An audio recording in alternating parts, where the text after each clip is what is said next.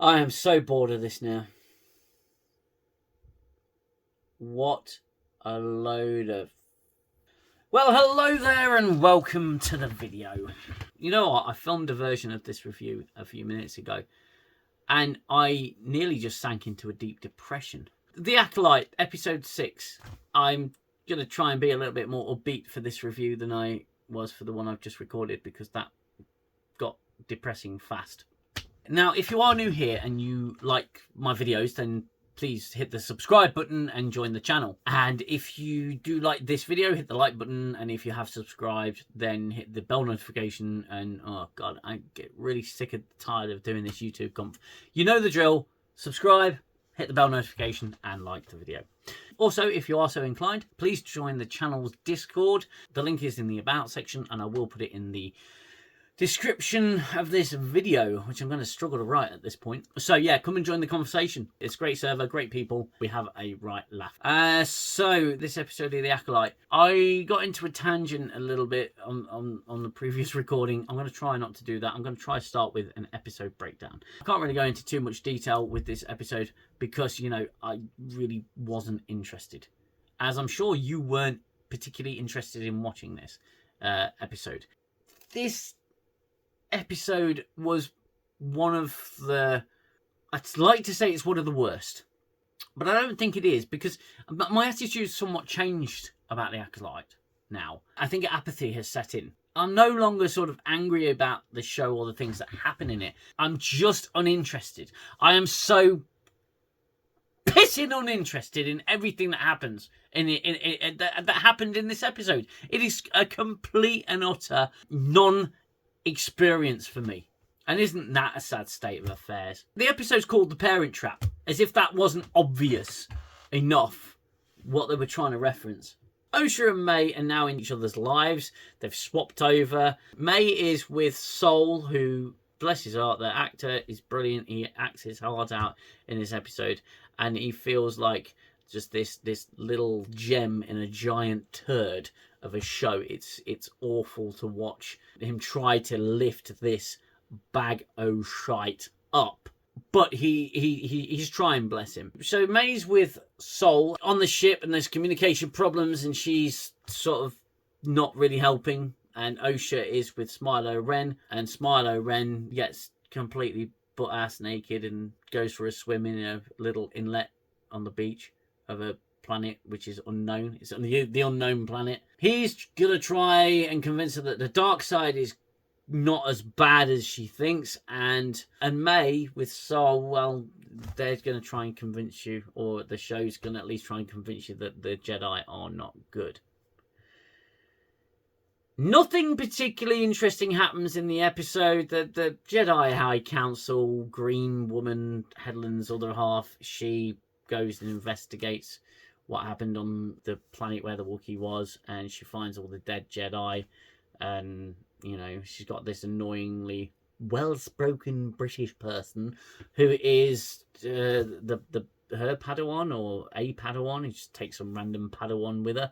We get an explanation as to the metal that Smilo Ren has. It's in the extended universe, although I'm just not really interested at this point. I genuinely don't care because, like I say, apathy has set in. The episode was completely uninteresting. The acting was terrible, with the exception of Squid Game Guy.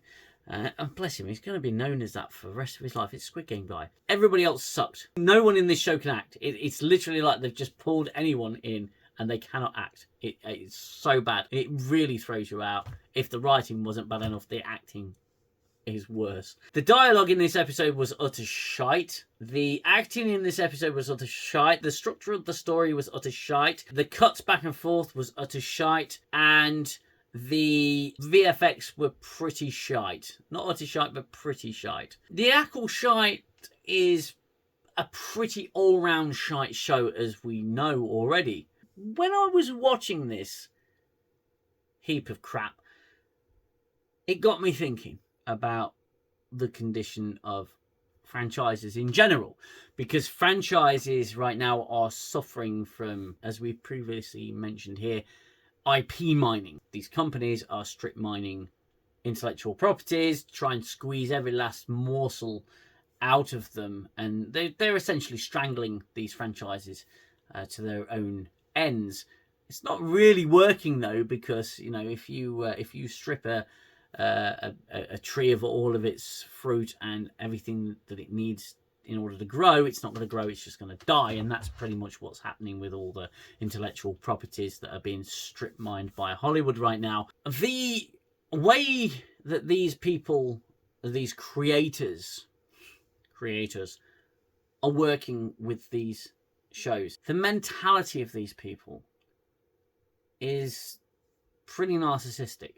See, I grew up watching Star Wars, the 3 films, of course, eventually the prequel trilogy, although I was a teenager when they came out, and I grew up watching Star Trek. And in those 2 shows, there are 2 institutions. The institution of the Federation and the institution of the Jedi Order. Okay?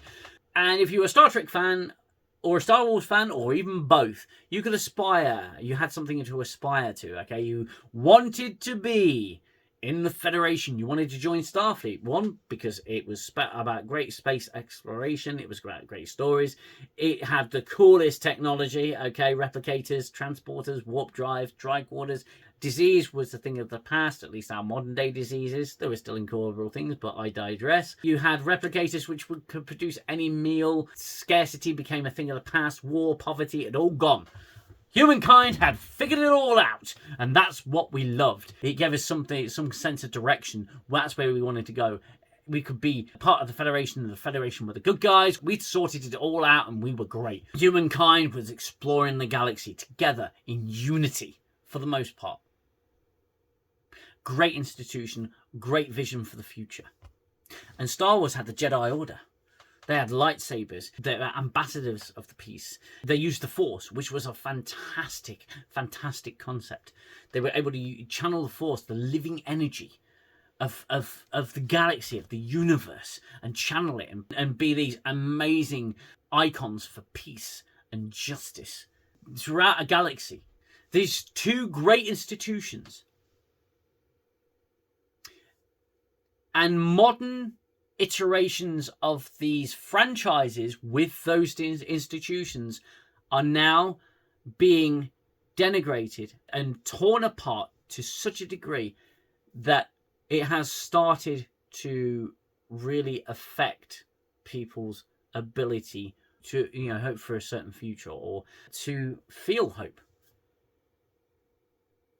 Now, generally speaking, all hope is lost for Star Wars.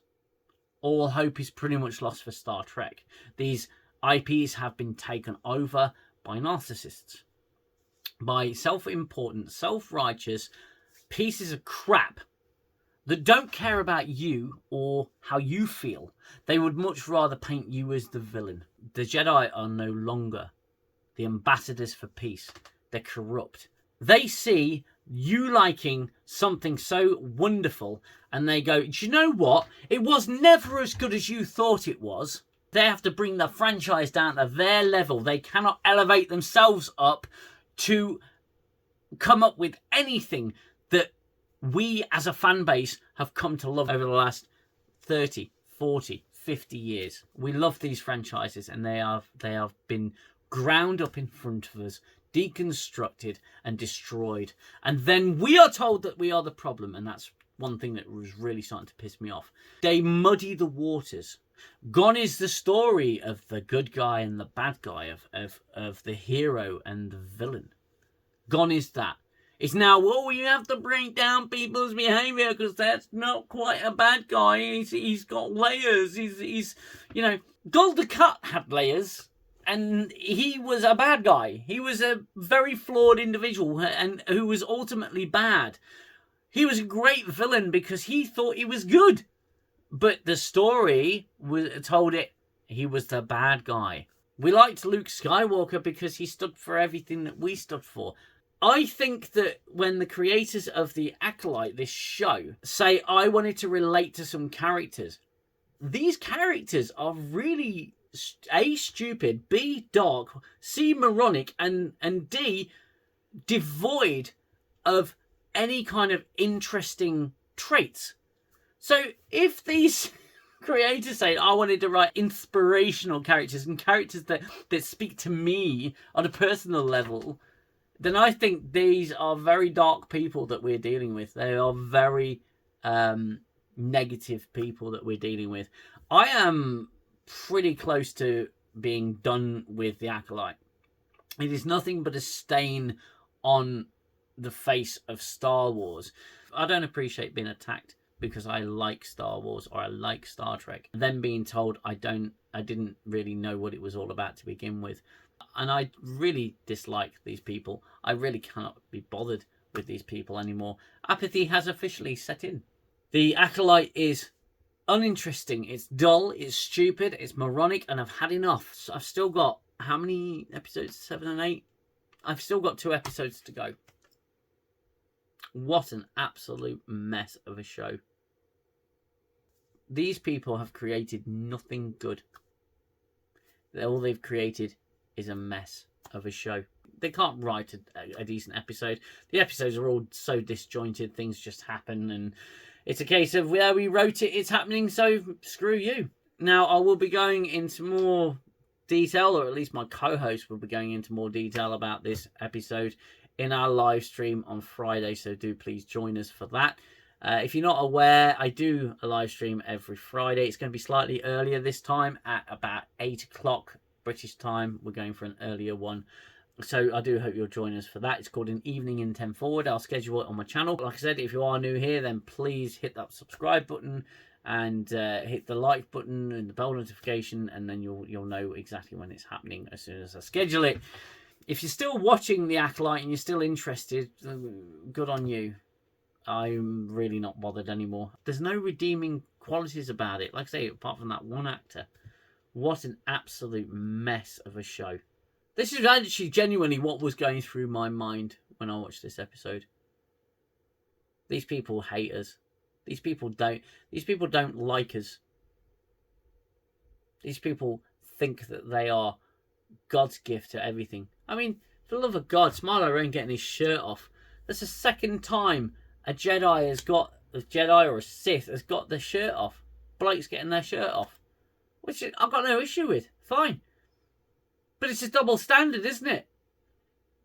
Because when men write women to take their shirts off, oh, there's a big problem there. Of course there is. It's double standard. I'm sick of the hypocrisy. I'm absolutely sick and tired of the hypocrisy. It's ridiculous. Anyway, those are my thoughts. It's not my typical review, but I've just had enough. I've had enough of this shit. I could walk away from this show just like that. Until the stream and the next video, whichever one you happen to hit first, thanks for joining me. Thanks for watching. Thanks for putting up with me. And until next time, you look after yourselves. You look after one another. Bye-bye for now. I need the silence, stop the violence of the war in my head. Time's the healer, the eraser of all done and said. And as I fall back to my shelter, I know I'll only find peace in your smile.